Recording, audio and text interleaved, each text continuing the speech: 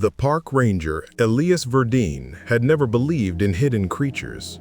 His work in Castle Crags, within Shasta National Forest, had made him used to all kinds of exaggerated reports. Supposed strange roars, enormous shadows, lights flickering between the trees. He always found rational explanations: lynxes, owls, mineral deposits reflecting light in misleading ways. But the early morning of September 14th changed his perception forever. At 3:17 a.m., the radio station received a call about hikers lost near the northern edge of the Rocky Massif. The strange part wasn't the hour, but the tone. The voice was trembling, broken by panic, mentioning that something big was following them. In the town of McLeod, 20 kilometers away, it was common to hear warnings about the giant of the forest. But in the park offices, everyone considered it a local legend meant to scare tourists. Even so, Elias grabbed his flashlight, his thermal camera, and set out. The air was still, heavy with a damp smell that hinted at an incoming storm. Halfway there, he found clear signs of disturbance. Deep footprints, widely spaced, as if some long striding animal had crossed the trail. The marks matched neither bear nor elk. They looked like someone walking upright, weighing far more than he could reasonably imagine. As he approached the reported location, a flash crossed between the pines. It wasn't lightning or a firefly.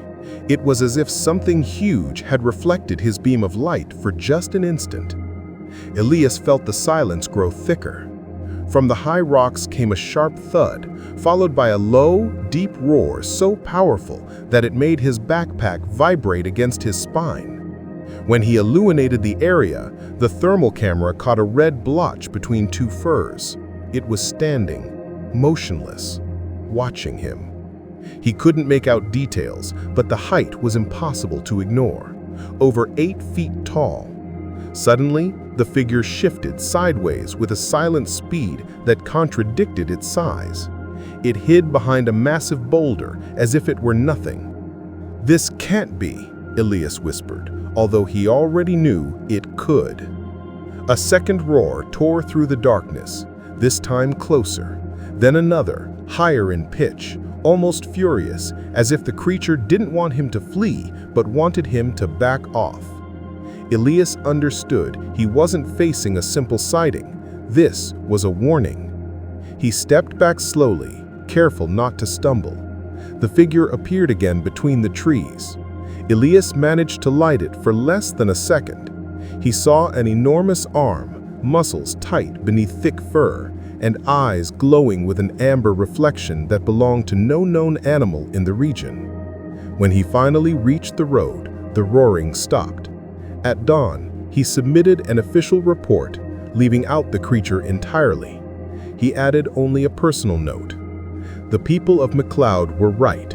Something lives in Shasta, and it doesn't want us crossing certain boundaries.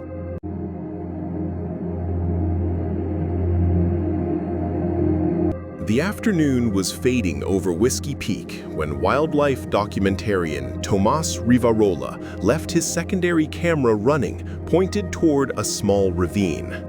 His goal was to capture nighttime fauna in Shasta National Forest, but what ended up recorded had nothing to do with lynxes or deer.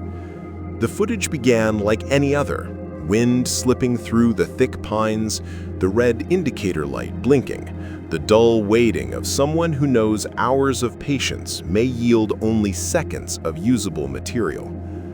About 500 meters from camp, Tomas heard a heavy, slow crack, something enormous moving without haste and without any attempt to conceal its presence. He had already received warnings in the town of Dunsmore, where locals told him that in certain areas of the forest, the night doesn't belong to humans. Tomas had dismissed it as local folklore, until that sound repeated, closer each time. He checked the portable monitor. The fixed camera showed stretched shadows and movement between the pines, but nothing identifiable. He decided to approach, thinking it might be a bear. He took 10 steps and the forest fell silent, as if the entire environment had paused its breathing. Suddenly, something large crossed in front of the camera lens, a massive figure covered in dark hair, walking with an unexpectedly upright posture. It wasn't a fleeting moment. The creature stopped, turned slightly, and seemed to look directly at the camera before continuing on, leaving behind a trail of displaced branches and a low, resonant sound unlike any known animal. A surge of adrenaline pushed Tomas backward. He tried focusing with his main camera, but the lens only managed to catch a glimpse of the silhouette slipping deeper into the trees. The creature moved with deliberate steps, not hurrying, as if it knew exactly how close it could get without being caught. Then the sound changed. It wasn't just walking, it was circling. Tomas understood too late. As he turned back toward camp, the branches to his left snapped apart violently. He saw an enormous hand, long-fingered, gripping a trunk. The creature didn't fully reveal itself, but it exposed enough. Shoulders far too broad, heavy breathing, a smell of damp earth mixed with something metallic, difficult to define. Tomas ran. He didn't shout or think, he just ran. With each step, the creature advanced behind him, not at a sprint, but with long, steady strides that made the ground tremble, as if it were toying with him, showing him it could reach him any time it wanted. He reached the camp, grabbed the secondary camera, and didn't stay a minute longer. In McLeod, an elderly man who watched the footage said only one thing. In Shasta, if you see it head-on, it means it had already been watching you for a long time. Tomas never returned.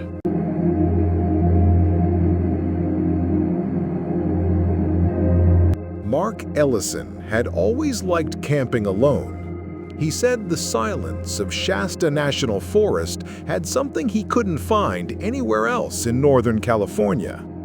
That weekend, he chose to set up his tent near a small rise a few kilometers from McLeod, with a wide view of the forest and far enough from the main trail to avoid unexpected visitors.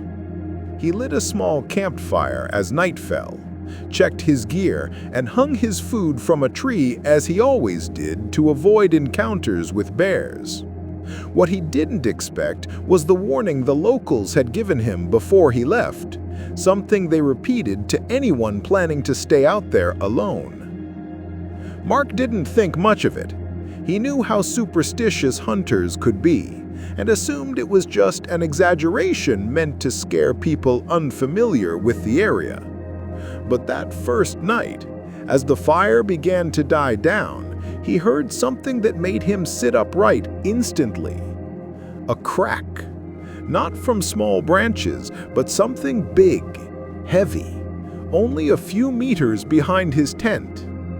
He set his flashlight on the ground and felt a faint vibration through the soil, as if a deep step had pressed into the earth nearby. Another, and another. Slow, measured. It wasn't the erratic movements of a bear searching for food, nor the nervous trot of a deer. This was something walking upright. Mark held his breath, tried not to move. All he managed to see was a large, dark shape moving between two pines. Its shadow blocked what little light remained from the fire, as if something nearly twice his height had passed in front of him without even noticing he was there. He didn't dare turn on the flashlight. He didn't want it to see him, if it hadn't already. Minutes later, the forest fell silent again, an uncomfortable, tense silence. Mark knew how to read the absence of sound. When the animals went quiet like that, something unusual was nearby. He slept poorly, waking at every noise. By dawn, almost no wood remained in the fire pit. He walked a few meters to clear his head and found something that froze him in place. a deep footprint in the mud. Not from any animal he knew. Human-like, but far too long, far too wide, as if something enormous had been standing right at the edge of his campsite. That was when he remembered the warnings, locals laughing, yet speaking with seriousness beneath the humor. Shasta doesn't forgive solitude. He knows who enters. That same morning, he packed everything without even eating. As he headed down the trail, he felt eyes on him from somewhere among the tall trees. He didn't run, but he didn't look back either. When he reached McLeod, the only thing he said was, "It wasn't a bear. It wasn't anything I know, and I'm not camping alone here again." The locals just nodded. They didn't need more explanation. They already knew.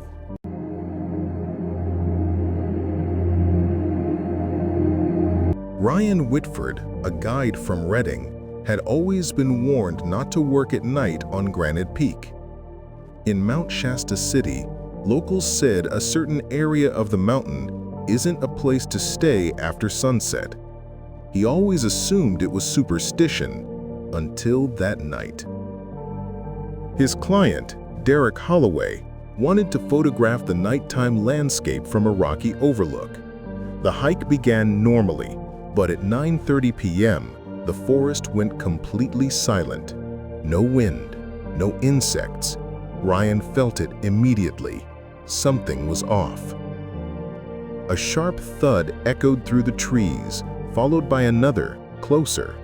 It didn't sound like a natural fall, but like something big moving logs. Derek pointed his light to the left, and Ryan saw a shadow pass between the pines, not running, but walking, far too upright. "We need to head down," Ryan murmured. Before they took their first step, a roar stopped them. It was rough, vibrating, as if forced out of a massive body.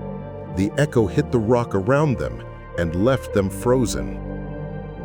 The figure appeared, at mid-distance, not fully, just part of the torso, half framed between the trees.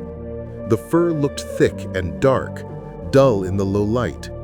What struck Ryan most was the posture, straight, steady, as if the creature already knew exactly where they stood and how far they were from it. A hand rested on a trunk, huge, with thick, slightly curved fingers, steady and capable of gripping or shoving with real strength. The creature didn't make any dramatic move. It just watched, still, calculating. "Run," Ryan whispered without looking away. Derek stumbled, but Ryan grabbed him and kept him moving. They scrambled downhill while heavy branches cracked behind them. It wasn't an animal closing in. This was something advancing with purpose, but without hurry, as if running was unnecessary.